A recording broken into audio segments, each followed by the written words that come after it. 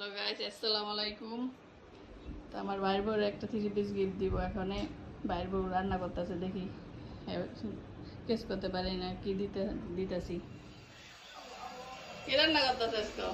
আজকে রান্না করলাম চিংড়ি মাছ দিয়ে, পুঁই শাক দিয়ে, মুড়ি দিয়ে আর কি ডাল আর ডাল রান্না করলাম।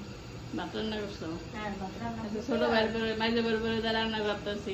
বেড়াইতে এসে গেলে আরামসে আরামসে খাইবে নাকি, শাশুড়ি দেখতে এসে। আমি রান্না করি আজকে, শরীর ভালো না তো ওনারা দিচ্ছি। তো তোমার আজকে একটা গিফট দিমু, বলতে পারো কি দিমু? কি gift দিবেন কেউ? আসো, দেখো, দেখে যাও।